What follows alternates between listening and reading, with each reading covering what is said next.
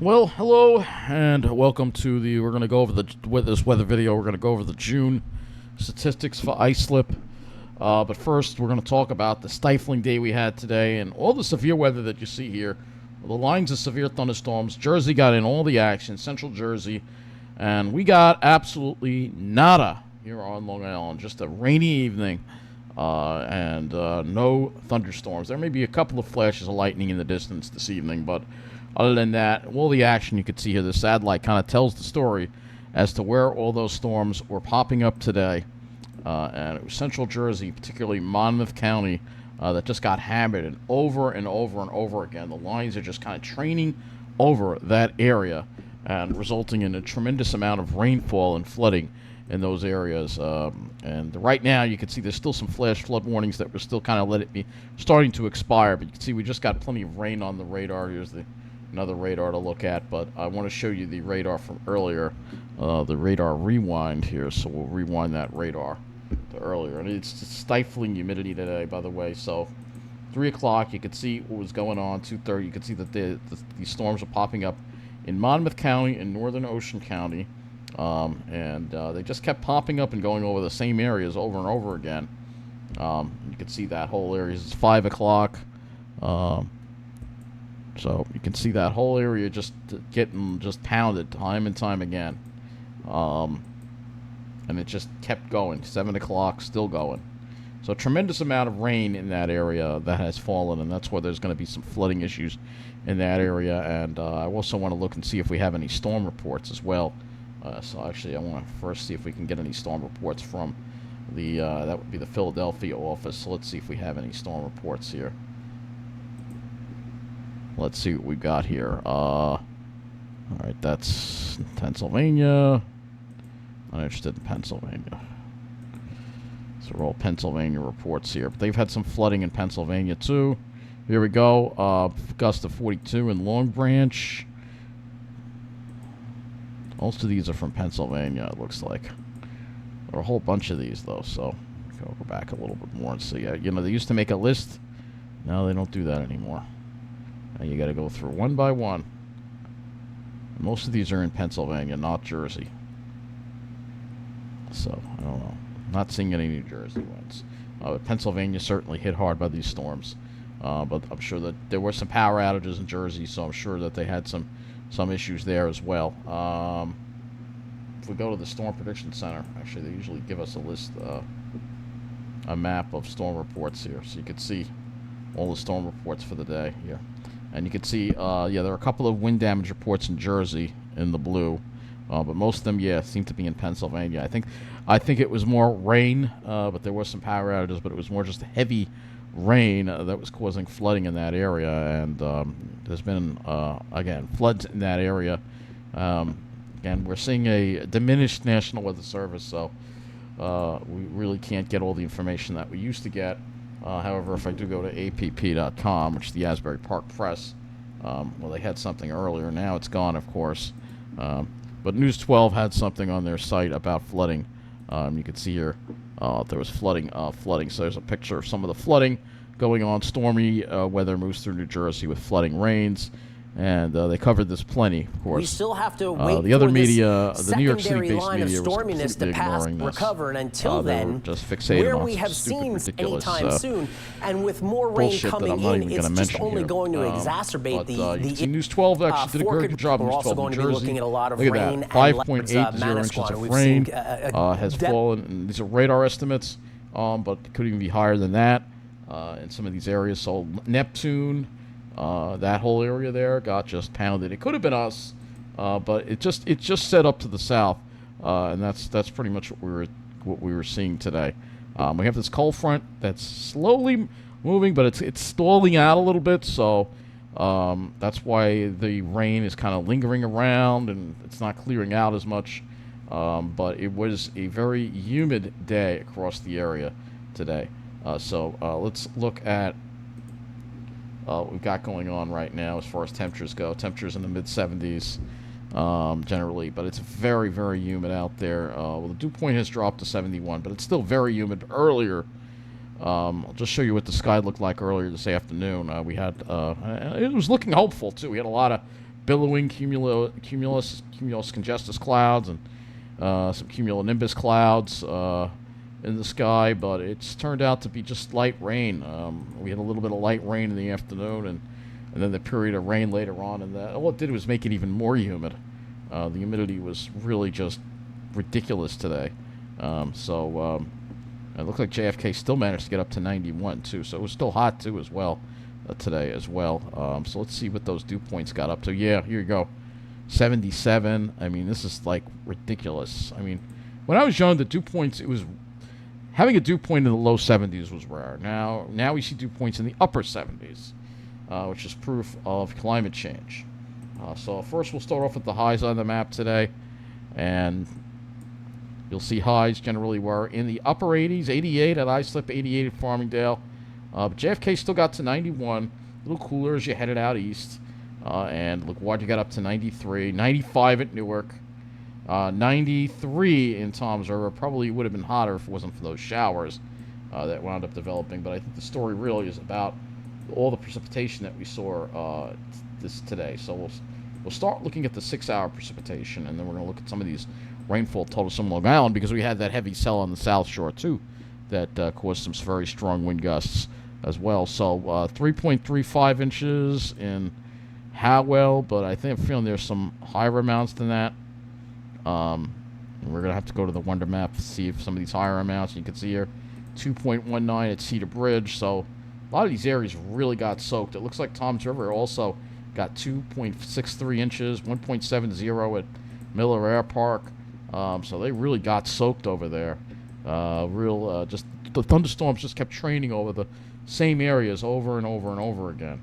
I'll up this to the 12-hour totals. I don't think we'll see much of an increase here, but actually, yeah, it goes up to 2.87 in Toms River.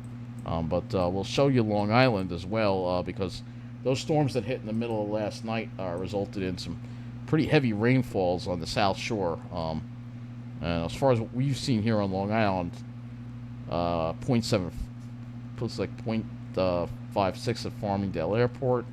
But then as you head toward the South Shore here, West Gilgo, 1.36. That's where those storms hit. 1.16 on Fire Island, 1.38 in East Islip, 1.73 in Bayshore, 1.77 in Oakdale, North Patchogue, 1.42. Brookhaven Airport, 0.74. 0.96 at Gabreski Airport, and Islip got 1.19 inches. And I think, let's see when that rain fell. If it fell if it all fell past midnight, that means it's going to go toward July. It's not going to go toward June. So, yeah, I think it all fell past midnight. Yeah, there we go. Where was that? Let's say 1 point. Yeah, it fell overnight. So yeah, it all fell after.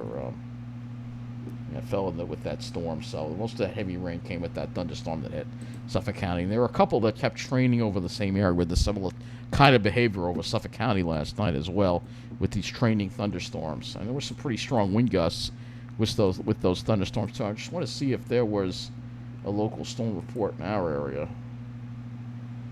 Oh, there's an Islip record report. The 0.97 inches of rain broke the daily record of 0.92. But that's going to count as to July's rainfall amounts. So, yeah, I don't see any. Let's see. Oh, here we go. Here's a local storm. Let's see if we got some. All right, here we go. Here's the summary for local storm reports last night. We should say early this morning. 53-mile-an-hour wind gust at Captree State Park. A 52-mile-an-hour wind gust at Blue Point. And yeah, there was some pretty strong wind gusts, and I was showing that in the video last night. Really impressive. That storm was impressive last night. That was, but for the rest of us, we just have a very slow-moving front. You can the satellite again. You can kind of see what we got going on over us. Just a very, very slow-moving front. So before I get to the monthly statistics, we'll look at the daily statistics today for Islip. High of, that's June. Okay, that's weird. I wanted the daily. I was going to go over that first. That was the monthly. Oh, they have a link here. They did put that there. I'm glad. But let's go to the ice slip one first. All right, so a high of 87 and low of 73. Puts us 6 degrees above normal for the day. Lower this fan a little bit. Still hot. It's just, this place is still hot. Yeah. It's just so stifling out there. The humidity was unbelievable. Oh, yeah. Speaking of that, I want to go to the winter map. Yeah. Let's do that. Let's go to the winter map. I want to look at some of these rainfall amounts again. We should have some more for Jersey. Look at that. There's a 3.21 around Holiday Heights. Yeah, that's a lot of rain right there. Some of these areas. Look at this. 4.35 in Lakewood Township. Yeah, they have some more numbers here. Over 4 inches of rain in certain areas. That's like a month's worth of rain. Spring Lake Heights, 4.51. That's an insane amount of rain. Yeah, that's an insane amount of rain. Over 2-3 inches. That's like a month's worth of rain in one day. Yep, this is what happens when you have a stalled front, because unlike the front, normally a front would move through, you get the heavy rain, but it stalled out. So the storms where they were forming just kept forming over the same areas, and that's what we saw. Quite incredible, to say the least. But it was pretty humid, and I want to just point out some of these humidities that we're dealing with. We'll look at Belmore, for instance. The dew point there is still 74, but in the well, leave me alone with that crap. Let's see if we can find the dew points. The dew point here. Here's the dew points. The dew points, look at that. It's showing a dew point of 81. That's insane right there. Dew point is 78. And it felt like it, too. I made the mistake of, when I was in Belmore, walking to the lake, and it was a steam bath. I was dying. This was like around 4 o'clock. I made the mistake of doing that. I shouldn't have done it. At first, it didn't feel so bad, and then the sun came out, and it was like, oh my God. So, yeah, very, very humid conditions out there. Just that's what happens when you have this kind of Florida-type humidity where it's not supposed to go.